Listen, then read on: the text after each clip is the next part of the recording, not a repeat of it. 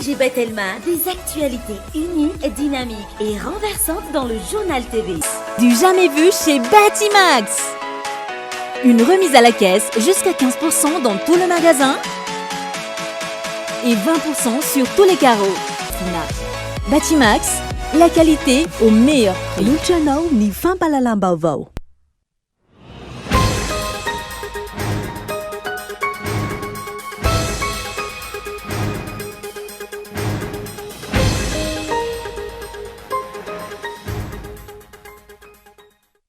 Miasatra ary miamafy hatrany ny toedraram-pirenena amin'izao fotoana tranga izay efa mampatsiahy sahady ny hatantara ny olalovan'ny firenena sy ireo krizy isan-karazany ka niteraka ny fahantrana lalina iainan'ny firenena amin'izao fotoana. Manoloana ny toedrara mafapana eto amin'ny tany sy ny firenena amin'izao fotoana, ny aiky ny filohan'ny conseil du fampihavanana malagasy teo aloha fa maro tamin'ny sy ny andraikitra anandrasana azy ireo no tsy vita araka ny tokony ho izy. Ilaina ankilany heny CFM indrindra akatoko izao ao taom-pifidianana izao, saingy ny fitondram-panjakana no tompo-teny fatrany amin'ny fanendrena ireo ampikambana vaovao na ny fanafoanana ny rafitra. Nanao fanambarana iombonana androany heny fikambanam-ben'ny mpitsara ao Toamasina, nahitana nisy atony apapanao lalàna ambony sy ny toy nisy apapanao lalàna, ny solitena nisy mpisolovava ary ny vatany.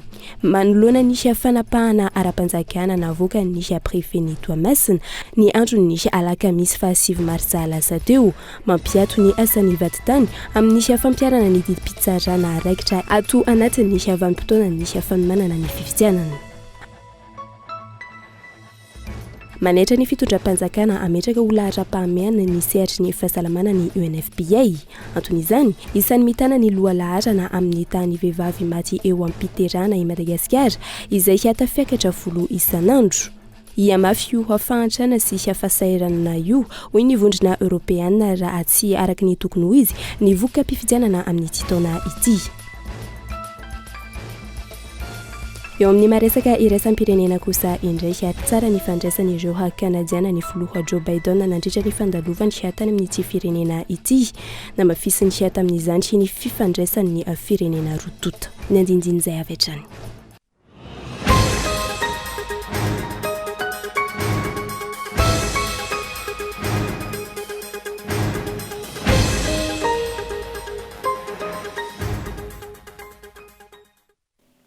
Manaitra ny araba tompo kilasy tompoko vavy tonga sondray ato anatin'ny fampahalalam-baovao ny Cool TV amin'izao alina izao ka manasanao anaraka izany hatra amin'ny fatrany toy ny mahazatra ny matoadatsoratra no anokafantsika ny fotoana ny fampahalalam-baovao amin'izao asabotsy alina izao. Nisy miaratsy hatrany ary miamafana hatrany nisy toedraram-pirenena amin'izao fotoana izao tranga izay efa mampatsiahy sahady ny tantara no lalovan'ny firenena sy ireo krizy isan-karazany ka niteraka ny fahantrana lalina iainan'ny firenena amin'izao fotoana. Fanadiadiny Gaeton Antsetsilafo. Niovaka miaratsy sy miasarotra hatrany ny toedrara politika eto Madagasikara amin'izao fotoana. Miseho tseroa ny erisetra isan-karazany, fikasihan-tanana sy ny fandratrana olona ary mety afara amin'ny fanimbana fananana sy ny fandrobana. Hita taratra ny anivon'ny fiarahamonina ihany koa ny korontana sy ny fifandirana vokatry ny fitiavan-tena sy ny fiarovana tombotsoan'olom-bitsy. Fa ny tena atahorana hiteraka fipoahana ara-tsosialy dia ny endrika sakatsaka nataon'ny mpitondra Etseroa. Vaomaly, ranamaly ny fiantson'ny seni nampiakapeo ireo filohan'ny antoko politika ary nitodika tany amin'ireo solitenan'ny governemanta nanatrika io dinika ny karakarain'ny seni io ihany koa. Tsy tokony hisy ny fanavahana amin'ny fampiarana ny lalàna eto amin'ny tany sy ny firenena hoy izy ireo. Tsy tokony hisy ihany koa ireo omena lalana amory vahoaka ka ny sasany voarara tsy ho afaka manantanteraka izany. Amin'ny mahatany demokratika ny Madagasikara hoy izy ireo, tokony alalaka ny fahafahana maneho hevitra. Isan'ny manaitra sy mampitaraina ireo filohan'ny antoko ihany koa ny mahita ireo mpitandro filaminana marobe midina antsehatra manakana izany fanehoan-kevitra tiana atao izany. Tahaka izany ohatra no nitranga tao Mananjary androany.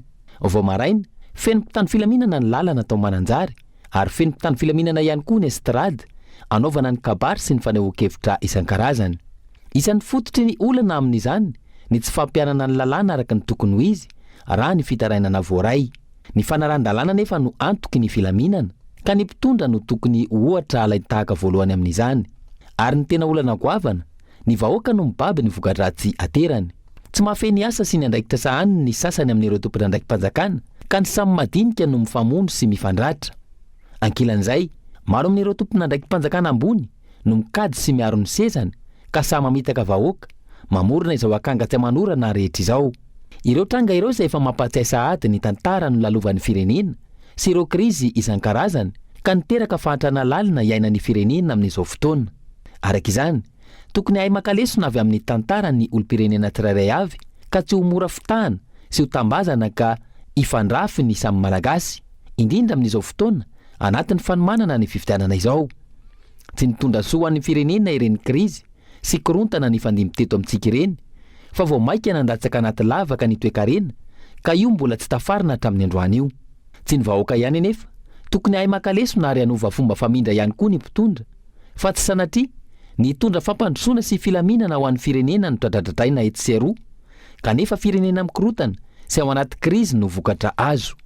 Nazava ny fangatahana ireo filoana antoko politika omaly, raha tiana nisy ny filaminana mialoha, mandritra sy aorin'ny fifidianana, tokony ho raisina ireo sosikevitra, fanitsiana ary indrindra ny fampanarahan-dalàna takin'izy ireo. Nanao fanambarana ny zanaky ny afatra Sofia Androany nitsipaka ny fandravana ny HCDDUD tsy misy intsony ny rafitra demokrasia eto Madagasikara hoy izy ireo isika nefa iroso amin'ny fifidianana. Fanampanazavana. Tsy ekena ny fandravana ny HCDDUD amin'izao fotoana nankatoky ny fifidianana izao, hoy ireo zanaky ny faritra Sofia tamin'ny fanambarana nataon'izy ireo ny maraina teo. Tsy ekenay ary toherinay ny fampijanonana tsy ara-potoana sady tsy ara-dalàna ny asan'ny Haut Conseil de la Défense de la Démocratie et de l'État de droit na HCDDUD. Faharoa, tsy ekenay ary toherinay hatrany ihany koa ny fanaovana antsojay izay atao amin'ny andriamatoa navony Pierre Lenoble izay filohan'ny HCDDUD noho ny fahasahianan'ny teny sy manambara ny zava-misy sy marina araka ny fahefana omeny lalàna takin'io andraikitra io amin'ny fiarovana ny demokrasia sy ny tandatandalàna. Ny volana septambra vao tokony ho tapitra ny fepitopitondran'ny filohan'ny HCDDUD raha ny fanazavana hatrany. Fanampin'izay, tsy araka ny tokony ho izy ary tsy mifanaraka amin'ny tany demokratika ny fanafoanana ny rafitra demokrasia. Mbola misy ve zany demokrasia zany? Raha ohatra ka rafitra natao hiaro hampanjaka ny demokrasia foanana amin'ny alalan'ny décret fotsiny, texte réglementaire décret zany, zany hoe fandaminana agnatiny, magnafoana olo-mofidy. Tiatsika hilamina ve ty firenena ty? Raha ohatra ka zay lamina mipetraka ara-dalàna de viraviragny amin'ny sitrapony satria tsy mifagnaraka aminao le zavatra mandalo. Mampametra-panontaniana ny hoavin'ny firenena izay hiatrika fifidianana amin'ity taona ity, hoy ireto zanaky ny faritra Sofia ireto.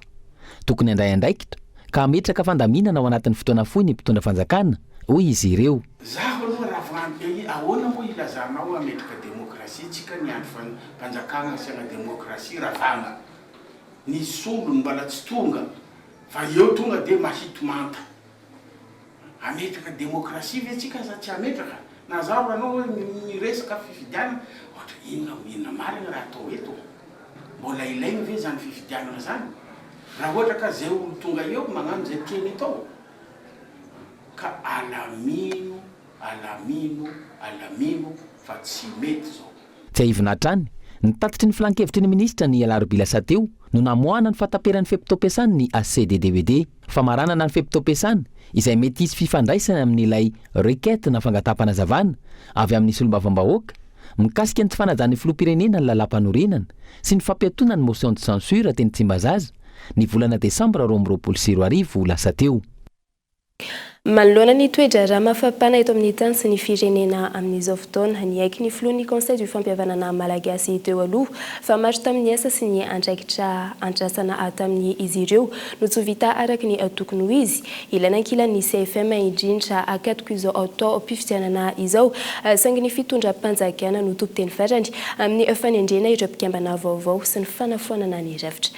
Fanampanazavana hoentin'ny Yves Richard. tsy mbola fantatratreto no avy ny CFM manano conseil de fampihavanana malagasy taorian'ny fatapera amin'ny fotoam-piasan'ireo mpikambana ny 13 septambra 2022 enim-bolan'izay no lasa tsy misy ny fanendren'ireo mpikambana vaovao. Ny filohan'ny CFM teo aloha izay nanamafy fa maro tamin'ny andraikitra nandrasana azy ireo no vita no lafy ny enti-manana. Isan'ny teboka goavana vita ankilan'ny plan national de la réconciliation saingy ny fitondram-panjakana ny tompon'ny teny farany. Processus ny resaka fampihavana firenena. Natao izy io tao anatin'ny 5 taona zay. Marina fa nisy ny Covid sy ny sisa, nisy 2 taona very fa na izany tsy zany ampanitretena ny resahana eto fa misy ny tsy vita. Fa ny zavatra tiako tsipina dia zao. Io rafitra io dia mihevitra fa ao anaty constitution moa izy io na lampandorenantsika fa mihevitra fa tena ilain'ny firenentsika ny rafitra ohatran'io. Fa indrindra amin'izao fotoana izao izay lazainao fa misy ny foyer de tension ohatra hoe ady zero dia zany indrindra no ilantsika ny rafitra ohatran'io mba hahafahantsika misoroka na raha misy le olana mba handravona ny olana. Na izany na tsy izany miantso mpisehatra ara-politika rehetra ny filohan'ny CFM teo aloha iroso amin'dinika hijeren'ireo lafiny zavatra mampisavorovoro eto amin'ny tany sy ny firenena. Amin'ny toe-tsaintsika malagasy mihitsy amin'ny culture tsika malagasy hoe ny hevitra tsy azo tsy aman'olona. Tsy misy olona mahavita tena rery zany. Na amin'ny lafin'ino ara ekonomika na ara sosialy fa indrindrandrindra ny ara-politika.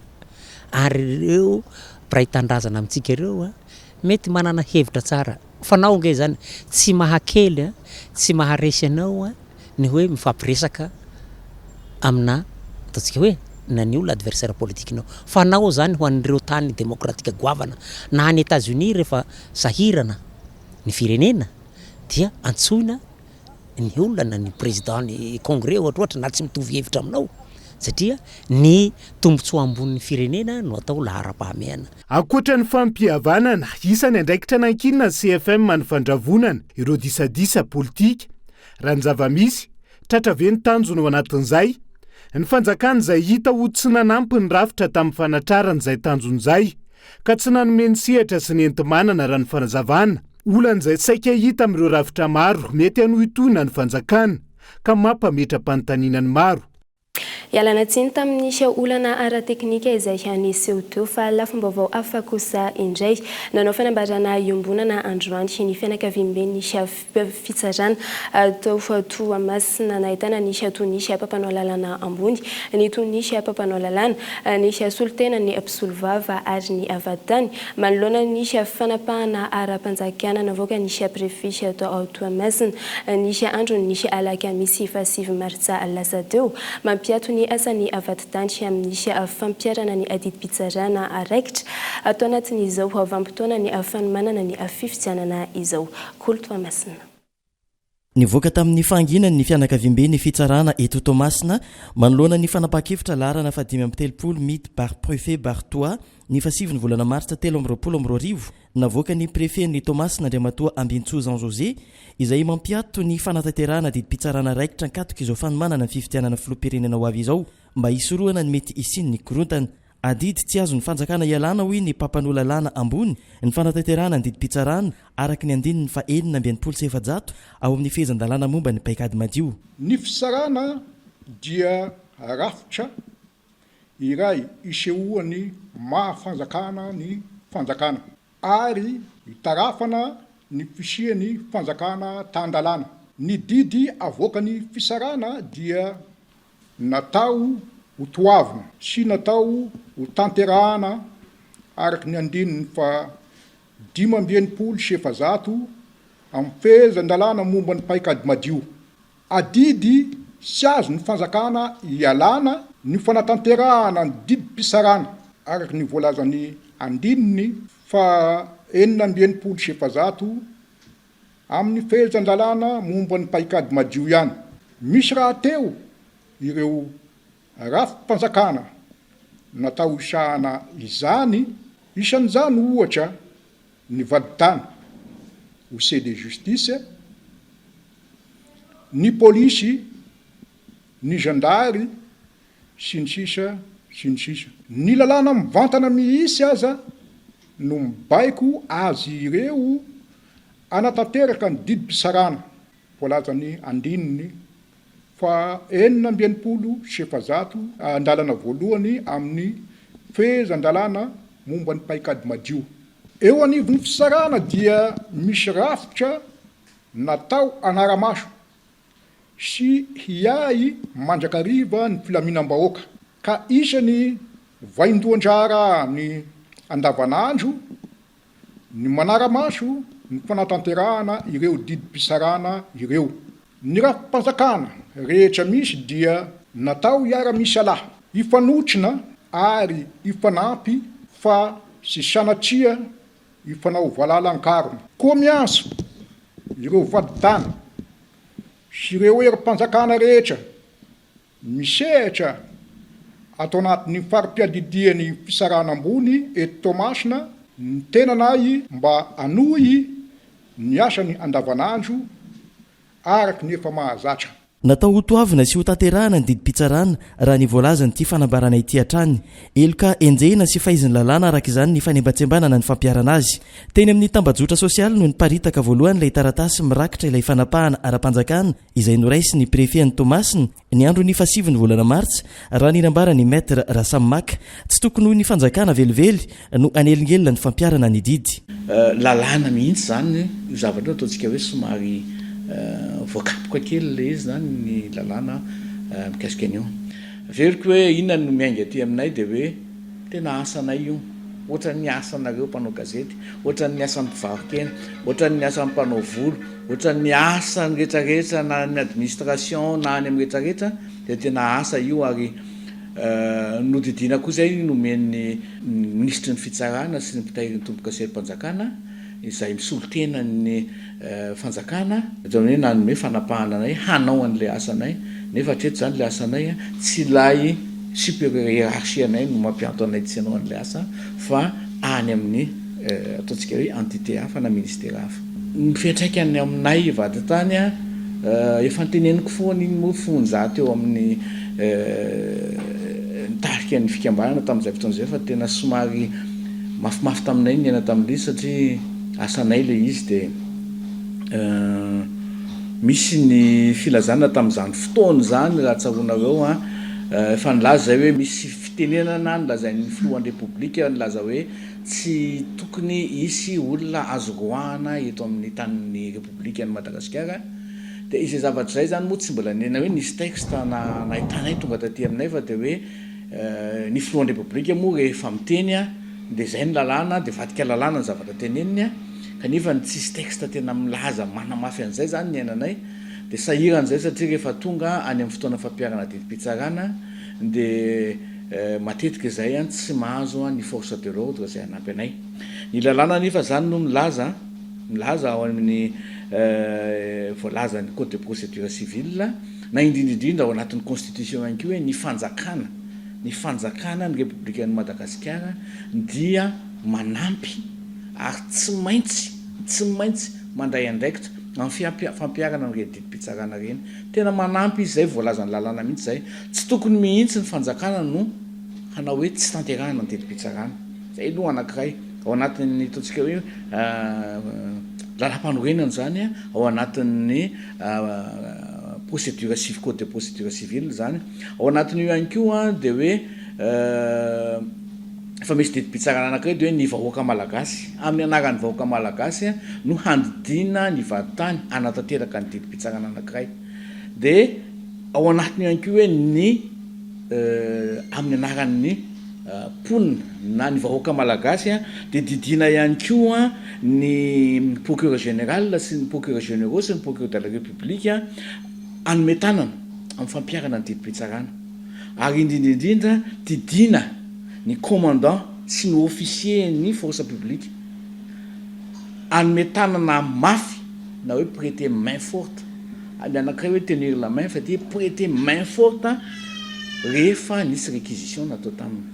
Ary zay le réquisition ataona izay no napetraka ao anatin'ilay taratasy hoe foana aloha zany mandrapahatonga ny fifidianana. mampanontany tena ny mpanara-baovao ny antony nandraisan'ny prefet-ny Thomas nany ny fanapahana ara-panjakana iny ankoatra ny fahadisotsipelina izay voasoratra ao anatiny tsindry avy any ambony ve sa nisy nanipy oditra akondro. Raha ny fantatra ny fahenina ny volana martsa lasa teo no nisy fivoriana farany OMC izay natrehan'ny mpikambana feno nandinihana ny makasika ny tsy fandriam-pahalemana teto Thomasiny. Tsy nisy araka izany ny fiaonana sy fifanakaloza-kevitra mialohan'ny namoahany prefet ity fanapahana ity. Azo sokajina roa lehibe ny teboka marary ny mponina Antala amin'izao fotoana araka ny nasongadiny ny filohan'ny zanakin'ny distrika iny Androany ankoatra ny fampitehany ny sehatra Lavanila izay miteraka fahasahiranana ho an'ireo mpandraharaha ary fantrana goavana ho an'ireo vahoaka mivelona ao anatiny izany mitarika olana ara-sosialy lehibe ihany koa ny tsy fampiny ny mpitsabo eny anivon'ny hôpitaly be Antala amin'izao fotoana. Fanadadiny raha isan'ireo distrika nanana na izy azy na izany teo amin'ny lafin'ny fampandrosoana ny farimpiainan'ny mponiny Antalahatra izay amin'ny maha-capitale mondiale de Lavania azy tsy izay ny zava-misy any an-toerana hatramin'ny ampikorohorosofahana sy ampiariana indrindra ny vidiny Lavanilina hoy ny filohan'ny fikambanany zanak'iny distrika iny iray tamin'ity androany ity sahirana ny vahoaka ary mbola tsy zarizary ihany koa ny tolotra eny anivon'ny hôpitaly mpanjakana. Ny hôpitaly be ny Antala tsy ampy ny mpitsabo ka isan'ny zavatra angatany amin'ny fanjakana fobe zany mba hijerena manokana ny fanampianan'izay mpitsabo zay sy ny fampitaovana ihany koa ny hôpitaly be ny Antala io. Izay zao raha ohatra hoe tsotsotra dia eo koa moa sy ampiariana mazava ho azy ny resaka vanila rehefa sahirana moa zany ny mpisehatra ny mpamboly indrindra dia sahirana koa moa zany ny fikambanana marary ny fikambanana koa zay satria marary ny vahoaka dia mba miezaka koa zany manelanelana ny fikambanana amin'ny fitadiavana an'izay vahaolana zay. Tsy misy tsony ihany koa ny voly régulier miainga avy ao Antalaka voatiry miazo any sambavy ireo mponina raha mikasa ny isidina aty Antananarivo. Ampahany amin'ny teboka marary ny distrika ihany ireo ho ity fikambanana izay nanamarika ny 70 taona ny jorony androany ity ka nairana sy ampatsahivana izy ireo ny fitondram-panjakana tsy isiany distrika ho adino amin'ny lafin'ny fampandrosoana. Lafim-baovao hafa kosa indray tsy mbola mipetraka ny fanomezan-danja ireo ingénieur géologue malagasy amin'ny sehatra ny fitrandrahana arena ankibon'ny tany. Saika ireo olona tsy mafy na ivelan'ny sehatra avokoa no lasa manao ny asan'izy ireo na amin'ny resaka fitrandrahana majinika na ao anatin'ny fitrandrahana goavana antony nananganana ny CIGM na ny coalition des ingénieurs géologues malagasy ka iantsona ireo mpandraharaha amin'ny fanomezana asehatra azy ireo. Fanampanazavana. Vitsy amin'ny mpandraharana orinasa misehatra ny fitrandrahana arena ankibon'ny tany no miantsona miara-miasa amin'ireo ingénieur géologue malagasy amin'ireo tetikasana fitrandrahana ataony amin'izao fotoana izao. Maro ny fiantraikany io ary betsaka ny tetikasa mihitsoka na misedra olana goavana. Ny asa izay salovan'ireo olona tsy mahafeny andraikitry ny ingénieur géologue raha ny fanazavana. Raha ohatra arena ankibon'ny tany io trandrahana tokony ingénieur géologue ny hoe hita fitaritra voalohany misavalalina hoe aiza ny tokony inona ny tokony ho atao.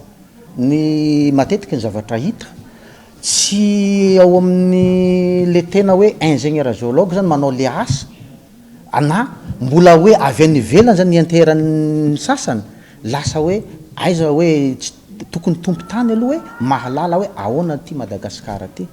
Raha ohatra hoe eo amin'ny exploitation mbola ambatovy sy ny KMM ihany mandeha amin'ny exploitation ka izay indrindra ahoana hoe nefa io tokony hoe ientaherany Madagasikara ray manontolo mihitsy ny vokatra arenantsika ankibon'ny tany. Eo zany tokony hoe hitsanganana izao rehetrarehetra zao. Tsy amin'ny sehatry ny arena ankibon'ny tany samirery maro ny sehatra asa tokony antsona ny ingénieur géologue. Izy ireo ihany koa ny tokony alolalana amin'ny fanatanterahana tetikasa maro saingy tsy mbola izay ny zava-misy amin'izao fotoana izao. Raha resaka hoe géologue na resaka hoe géologie ny resaka dia ny atao an-tsaintsika vatososy volamena. Ny tena marina tsy ireo ihany ny ilaina ny géologue. Ny géologue manao prospection voalohany, géologue manao ny exploration, ny géologue zany no mamantatra ny toetry ny aibola-tany rehetrarehetra. Zany hoe raha ohatra ka hitady rano ianao géologue no mety afaka manoro anao hoe eto no misy rano satria ohatra zao ny firafitry ny tany raha anao travaux lehibe anao géologue ny tokony miasa voalohany tsika zany somary ataoko hoe voafetra simba n'le hoe vatososy volamena kanefany na io trantsotra io azo exploiter be da be zany reo atao hoe matériaux non développés ohatra fasika vato rehetrarehetra reny angeka ilaina anaovana étude mba hahafahana mametraka zavatra ara-dalàna. Anjato ny atreto ireo enjenora géologue malagasy mikambana eo anivony ity vovonana ity. Ankoatra ny fampandehanana araka ny tokony ho izy ny fitrandrahana renan-kibony tany, ny ato mombana ny fanatanterahany ro tetikasa sy ny maro hafa no antony nijoroany coalition des ingénieurs géologues malagasy vovonan'izay amondron'ireo manam-pahaizana indrindra ireo nivoaka avy amin'ny polytechnique votovoriny. Mialohan'ny idirantsika amin'ny tapany faharoa ny fampahalalam-baovao isentokelitsika tao anatin'ny ireto doka varotra ireto. Tahoary.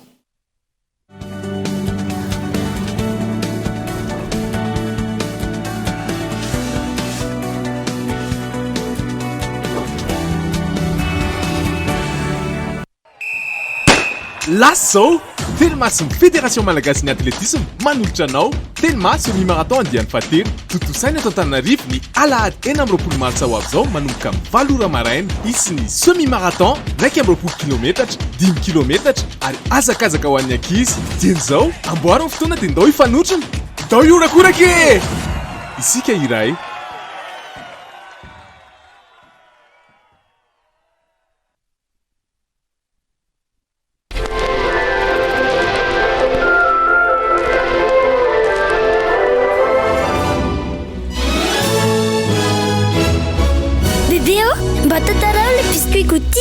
Nisy rivotra fofofo be io ny teny tsara feno varim-bazaha na nebina daholo voanina voaloboka sy voanjo ary mifangaro ka nanomeny biscuit complet gouty mampavitrika antsika isan'andro. Biscuit complet gouty vita avy amin'ny lafarina feno otrikaina ho an'ireo te ho salama sy atanjaka be.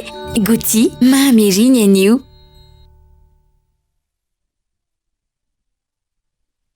Vous étiez très nombreux la première fois et cette fois, on vous offre encore plus. Du jamais vu chez Batimax. Une remise à la caisse jusqu'à 15% dans tout le magasin et 20% sur tous les carreaux. Je dis bien 20%. Offre valable uniquement du 15 mars au 15 avril. Alors, n'attendez plus. Rendez-vous dans nos showrooms Batimax, Anjar et Tsarlalan, ex-Safina. Batimax, la qualité au meilleur prix.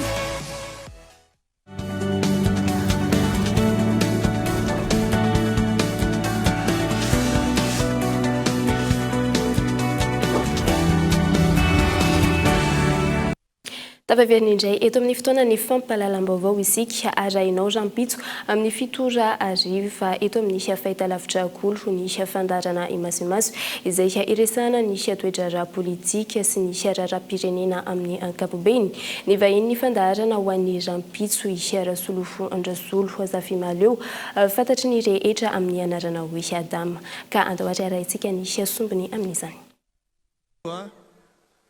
Irany foron'ny zoko be darolony ty so de misy miteny ray hoe na de misy miteny koa raha tsy maninona raha misy miteny aza hoe manohitra foana ny iranay vo maika raha tsara fa soa ihany raha fa manohitra foana ny iranay fa raha zany raha tsy zany dia tsisy arofaniny atao Madagasikara fa manao zay revony daholo. Dama mahatsiaro tena ho tsisy mihaino ve nitarika nandritra an'izay 10 taona zay ka ho tery ny vatambatana teo reny ianao. Ny zava-misy amin'izao fotoana izao dia tsy mamelona ny tosika avy any anaty ihany hoe miakatra hoe 3 taona aty aoriana dia tsy miakatra ny fandrosoan'i Madagasikara fa vao maika midina ny fampahantrana misy eto Madagasikara. Zany hoe ny mandroso zany zao dia ny fijaliana zakain'ny malagasy maro anisa eto Madagasikara. Zay zany zao ny mandroso sy ny fahazahoana tombontsoa manokana andreo olona vitsivitsy zay ny fandimbindimby teto hatraminazahoantsika ny hatrany fanjanahantany mihitsy de reo zany a no mifeha manao a zay ifehezana ny toekarena eo ampelantanany zala zany a ny familiana ny toekarena de reo zala reo foana zany ny fandimbindimby eo ary zay zavatra tsy hoe vaovao zany fa samy mahafantatra zany daholo tsika de tsy maintsy nitsino ohatrany reny ny resaka zany satria everiko hoe 10 taona aty aoriana izay tarika amaly io zany a matsapa fa raha ohatra ka nisy ny ainy tokoa ny tompona andraikitra ny tantana firenena ny fandimby teo hatram'izay raha nihiranay tam'izany de mety ohatr' zao ngamba i Madagasikara.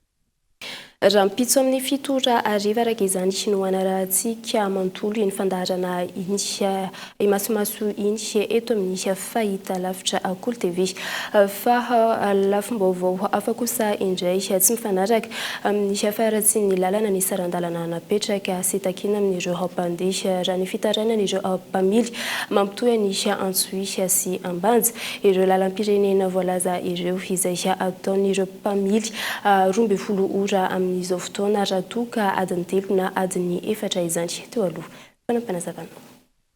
Ambany sarandalana takina amin'ireo mpandeha mihazo any Antsohihy sy Ambanja raha ny fitarainan'ireo mpamily tokony ho 4 alina ariary izany ankehitriny raha toka mbola 5,3 alina ariary kosa no takina amin'ireo mpandeha sarandalana izay tsy mifanaraka amin'ny aratsindalana raha ny fanazavana mpamily.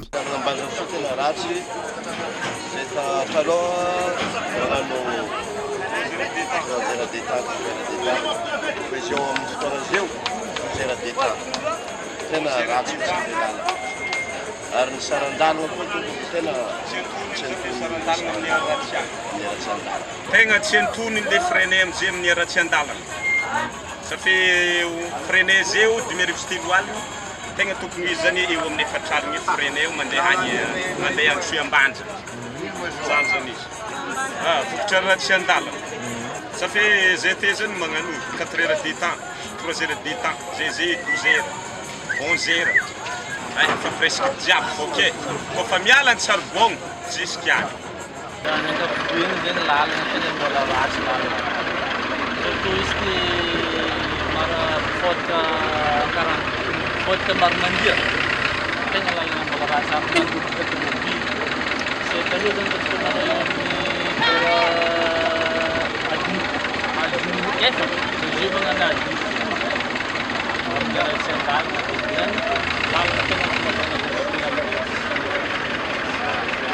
Miantso ireo tompony andraikitra mahefa hijery vahaolana mikasika ity lalam-pirenena fahinana ity ireo mpamily indrindra ny be fotaka sy maro mandiha ireo lalana roa ireo izay mampitondra takaitra ireo fiara mandalo no ny faratsiny raha ny fanazavana trany mitombo ary miamahazo vahana ihany koa ny fanafiana fiara sy ny halatretana amin'ireo faritra ahitana lalana ratsy ka novan'izy ireo antsoava amin'ireo tompony andraikitra.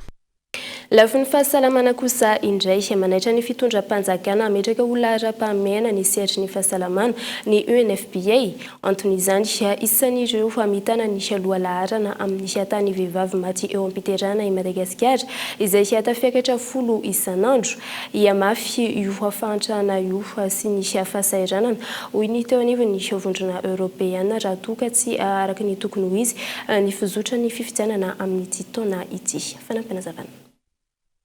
Vehivavy iray amin'ny 3 eo anelanelany 10 hatramin'ny 7 taona no hiarany herisetra na ara-batana izany ara-moraly na ara-nofo eto Madagasikara araka ny tatitra azo teo anivony UNFPA na ny Fonds des Nations Unies pour la Population. Ankoatr'io, vehivavy 10 isan'andro no maty eo am-piterahana amin'izao eto amintsika ary ny 3 amin'ireo vehivavy latsaky ny 12 taona izay isan'ny ambony eto Afrika ka tokony ho jerena akaiky raha ny fanazavana. Nous devons aussi faire en sorte de pouvoir atteindre 0 décès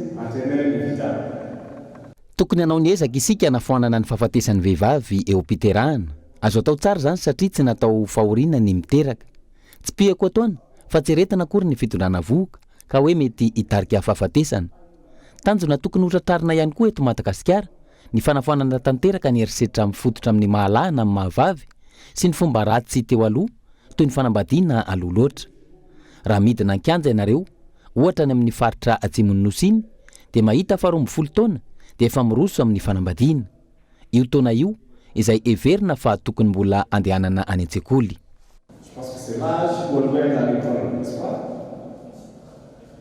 Ankoatra io, ny 570,000 vehivavy no tsy misitraka ny fandrandram-piterahana mifanaraka amin'ny toebatany eto Madagasikara raha nitatitra hatrany.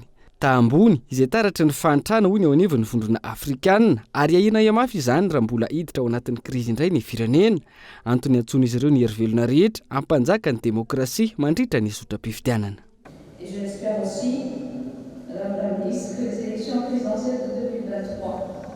Manantena ao Ramatoa Minisitry ny raharaha-mbahiny fa ny fifidianana izay ho tanterana amin'ity taona 2022 ity dia mba ho eken'ny mpisehatra ara-politika rehetra fa ihany koa azo ny fankatoavana ivondrana iraisam-pirenena toy ny tamin'ny taona 2012 sy ny taona 2012 mba ahafahana mametraka ny filaminana sy manamafy ny demokrasia. Antenaiko ihany koa fa iroso amin'ny fanaovan-tsonia amin'ny fifanakalozana ara-barotra eto Afrika ianareo izay iverina fa hitan'ny rehetra tombontsoa amin'izay ho afaka manondrana sy misitraka izany Madagasikara. Ny farana ny fepitoam-piasan'ireo diplomaty ireto teto Madagasikara, araka izany no toloran'ny fitondram-panjakana ny Marbonahitra, officier de l'ordre national malagasy, i Kofi Kome izay nitanany andraikitra solotena maharitra ny UNFPA teto amintsika, ary commandeur de l'ordre national malagasy no nomena any Awa Ahmad Youssouf, solotena manokana ny vondrona Afrikanina teto Madagasikara. Ny vaovao famagasika ny isia sosialy ndray kosa no anohizantsika ny fotoana ny fampahalalam-baovao. Tsy nitsahatra miakatra ny vidim-bahatra eny amin'ny tsena amin'izao fotoana, saika miakatra manodidina ny 50 hatramin'ny 50 isaky ny kapoka izany sy atao anatin'ny isia 2 herinandro, anka mirona amin'ny isia fantsifana ny vary afarana na ny stock ny akamaroan'ny malagasy ankehitriny. Fanadiadiny Richela Ajabarvelo. Mampitaraina ny maro ny fahitana ny fiakaran'ny vidin'ny entana raha tsy ilazan'ny vidin'ny vary manokana. Tafiakatra 110 ariary ny iray kapoka amin'ny vary gasy eny an-tsena, raha toka 700 ariary ny iray kapoka amin'ny vary stock. Etsy ankilany, misy fiantraikany lehibe amin'ireo mpivarotra ny fienan'ireo mpanjifa mividy vary. Vokatrizay, tsy mandeha ny tsena ary mihena ny fetran'ny kapoka vidin'izy ireo. Amin'ny ankapobeny aloha dia tena miakatra ary tena mahagaga mihitsy fa dia ao anaty fotoana fohy, fotoana aingana. Ohatrany tsy misy zao dia hoe tsy misy hatramin'ny vary gasy nefa eto Madagasikara ihany makolika iny lalana moa tsy an-tany io dia fa io raha malala io dia mampalahelo mihitsy mahazo malagasy zao malagasy ray manontolo mihitsy afa-tsy ny vitsy anisa sy amin'ny fitondrana sy mahazo tombontsoa aminy. Ao anatin'ny fotoana fohy no tena nahitana ny fiakaran'ny vidim-piainana ka ny olon-tsotra no tena voakasika amin'izany. Raha amin'izao fiainana izao avo telo eny na avo telo eny lavitra noho izay fa ny selection tokony hoe anovana zany le tsy haiko na le fitondrana zany tsy mahay na ny taona misarotra na ny ana dia tsitsako zany zany zao min'olona mba miezaka ihany nefa tsy arakaraka le fiezahana fa zay vita kely rehetrarehetra. Misy fiantraikany amin'ny fahefan'ny vidin'ireo mpanjifa noho izany ny fiakaran'ny vidin'entana raha toka misy antenaina ny teo aloha. Araka izany, miankina amin'ny kalitaon'ny vary amidy eny an-tsena no mahalafo ny vidin'ny vary ho an'ny vidin'ny vary gasy. Efa impito niakatra hatramin'ny fiandohan'ity taona 2024 ity. Mitaky ny anavaozana ny lalàna ho an'ny olona manana fahasembanana izay efa tsy mifanaraka intsony amin'ny vanim-potoana ankehitriny. Ny fiarahamonim-pirenena CSM na ny centre sembana mijoro efa maro ny adisika natao raha ny fanazavana saingy tsy lahara-pamena ny fitondrana sy ny parlementaire ny zon'ny olona manana fahasembanana. Fanazajiny Onasena. Fifanarana iraisam-pirenena maro no nosoniavin'ny fanjakana malagasy ho fampanajana ny zon'ny olona manana fahasembanana. Mandringa nefa izy ireny hoy ny eo anivon'ny centre simbana mijoro noho ny lalàna eto an-toerana tsy mifanaraka aminy. Ilaina ny fanavaozana ny lalàna ho an'ny olona manana fahasembanana saingy tsy mety mipakatra amin'ny farany izany noho ny antony maro samihafa. Efa 10 taona mahelange zay no nitaky an'izay lalàna zay fivoahan'izay lalàna zay kanefa mandrakity anao mbola tsy mivoaka le izy ka sarotra be zany ny amina vina satria tsy zahay mivantana ny hoe afaka moka azy ka tsy afaka mala hoe mivoaka io afaka 2 taona na 3 taona fa ny ataonay dia nitaky dia tsy manary toky tena mila vozina mihitsy raha le re lalàna satria efa io lalàna io aloha zany a efa tamin'ny taona 1970 no nivoany a dia efa misy le lalàna iraisam-pirenena momba ny zon'olona fa manana fahasembanana iny a voaka tamin'ny 1924 dia mila vozana ka le fanavozana amin'iny zany a dia ohatra ny eo amin'ny resaka hoe accessibilité ny eo amin'ny resaka hoe fandraisana anjara ny olona sembana amin'ny sehatry ny fiainam-pirenena sy ny fanaovana politika zany ohatra zany dia anisan'ny hoe fanavozana tokony ho entina ao anatin'ilay lalàna. mitony adisisika amin'ireo ministera voakasika sy ny parlementera amin'izao ahafahana mametraka ny lalàna mifanaraka amin'ny vaninandro ankehitriny hoy ny fiarahamonim-pirenena GSM. Ny centre sembana amin'joro izay miasy manampy ireo olona manana fahasembanana eto Madagasikara manamarika ny 20 taona nijoroany. Lafim-baovao hafa kosa indray nanantanteraka fanazarantena iraisana teny amin'ny siakianjany Betongolo ireo zandary sy polisy miketsaka ny filaminam-bahoaka ny maraina teo. Etsika natao ho fitandrona ny filaminana sy ny fitadiavana ny firaisan-kina eo amin'ny apsedra sy ireo vahoaka malagasy zany fanazavana. Mpitandro ny filaminana miisa 10 no tonga nanantanteraka fanazarantena amin'ny fomba fiasa ho fiatrehana ny amehana na ny alerte nametraka ihany koa ny fitsipifehezana manoloana ny asa sahan'izy ireo fanao matetika ity fanazarantena ity raha ny fanazavana ka mampiavaka ny andro androany ny fisiany ny exercice d'alerte isorohana ny loza mety iseho toy ny teny vondovorana. Fandalana Madagasikara tsy tokony mihoatra ny fihetsika tokony vorarana lalàna zany zavatra mpiarina efa ematsehatra dia misy ihany koa zany fampatsiahivana ny teknika fampiasana zany efa manao gestion démocratique de foule attaque zao. Tany-tandalany Madagasikara ka tsy tokony hisy ny OPEF araka izany mitandro hatrany ny androm-panjakana ny vahoaka sy ny fananany no tena imasoany ny mpitandro filaminana ary ny isiny ny hetsika mirindra eo amin'ny samy mpiarabelona. Eo amin'ny maresaka iraisam-pirenena kosa indray tsara ny fandraisan'ny filoha kanadiana ny filoha amerikana Joe Biden nandritra ny fandalovany tany amin'ity firenena ity namafisiny ireo filoha tota nandritra izany ny fifandraisan'ny firenena roa fanadiadina eo amin'ny sariny France 24. Tsara sy naoraka ny fandraisana ny filoha amerikana Joe Biden nandritra ny fandalovany tao Canada tsy afaka nandalo tao amin'ity firenena ity ny filoha ataoriny nalany azy vokatry ny avalana retina COVID-19 raha toka efa izany no fanao tany aloha. Namafisin'ny Prime Ministre Canadiana fa mifamatotra tsara ireo firenena roa ireo ary ho amafisina hatrany ny fifandraisana eo amin'ny firenena roa tonta.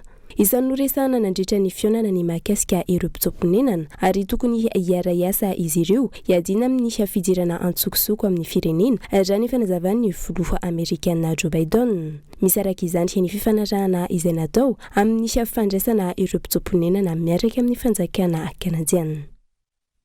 Dia izany indray tompoko lasy tompoko vavy no azonay natolotra taminao tamin'ity androany ity siangasanainao tany atokantrano tany nanaraka izany hatramin'ny farany veloma tompoko.